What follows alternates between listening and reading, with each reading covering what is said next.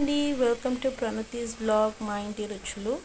ఈరోజు బ్లాగ్ వచ్చేసి తెల్ల వంకాయ ఉంది కదండి, ఆ వంకాయతో ఎండు చేపల కర్రీ. ఇది నత్తనీళ్ళు బొమ్మిడి చేపలు ఇలా ఉంటాయి కదా, వీటిని ఇలా నీట్గా అన్ని కట్ చేసేసుకొని హాట్ వాటర్లో కడగాలి. ఇప్పుడు మనం వంకాయని ఇలా కట్ చేసుకున్నాను. 1/2 kg వంకాయలకి ఇన్ని చేపలు తీసుకున్నాను. 2 పెద్ద సైజు ఉల్లిగడ్డలు ఇలా గోల్డెన్ బ్రౌన్ వచ్చేంత వరకు ఫ్రై చేసుకోవాలి. ఆనియన్ ఫ్రై అయింది కదా, ఇప్పుడు ఇందులో అల్లం వెల్లుల్లి పేస్ట్ 2 టేబుల్ స్పూన్స్ అంతా అల్లం వెల్లుల్లి పేస్ట్. ఆయిల్ కొద్దిగా ఎక్కువనే పడుతుంది. ఆనియన్ 2 బిగ్ సైజ్ ఆనియన్స్ ఇలా చాప్ చేసుకున్నాను. కర్రీకి సరిపడా సాల్ట్ నేను ముందుగానే వేసేసుకున్నాను. ఆనియన్ ఫ్రై అయ్యేటప్పుడే వేసుకున్నాను. అల్లం వెల్లుల్లి పేస్ట్ పచ్చి వాసన పోయేంత వరకు ఫ్రై చేసుకోవాలి. పసుపు, పచ్చిమిరపకాయలు వేసి ఇలా ఫ్రై చేసుకుందాం. ఇప్పుడు ఇందులో మనం ముందుగా కట్ చేసి పెట్టుకున్న వంకాయని ఇందులో వేసుకుందాం.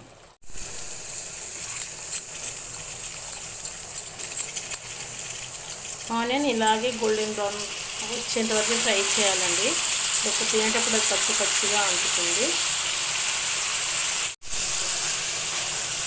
ఇది మొత్తం కలిసేలాగా మిక్స్ చేసుకోవాలి.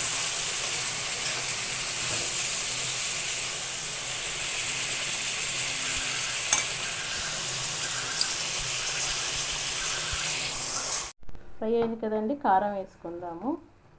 2 టేబుల్ స్పూన్స్ కారం వేసి ఇలా ఒకసారి మొత్తం మిక్స్ చేసి పెట్టుకోవాలి.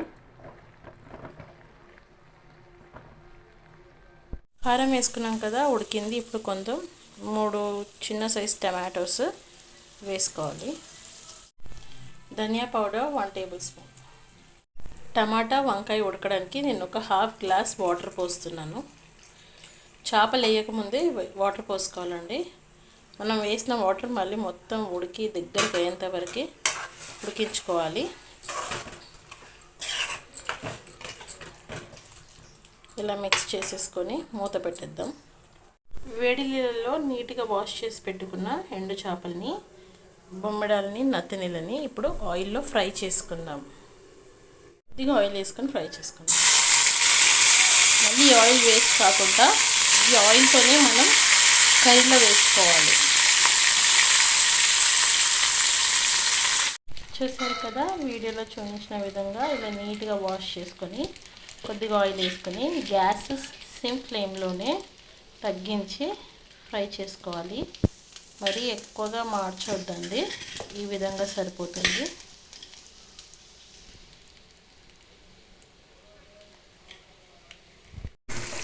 కర్రీ చూసారు కదండి, కర్రీ కూడా మంచిగా ఉడికిపోయింది. ఇప్పుడు ఇందులో మనం ముందుగా ఫ్రై చేసి పెట్టుకున్న ఎండు చేపలు ఉన్నాయి కదా, ఇందులో వేసుకుందాం.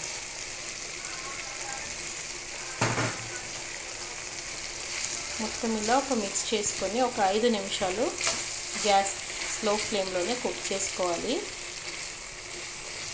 అందులో ఉన్న కొద్ది గ్రేవీలో ఇలా కుక్ చేసుకోవడం వల్ల చేపలు అనేవి మెత్తబడతాయి.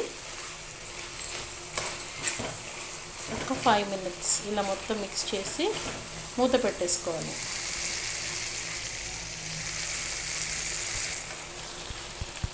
ఫైనల్గా కొత్తిమీర చల్లుకుందాము పైనుంచి. మళ్ళీ ఒకసారి మిక్స్ చేసుకుందాం. ఓకే అండి, ఫైనల్గా నేను చేసిన వంకాయ కర్రీ బొమ్మిడి చేపలు వేసి చేసాను కదా,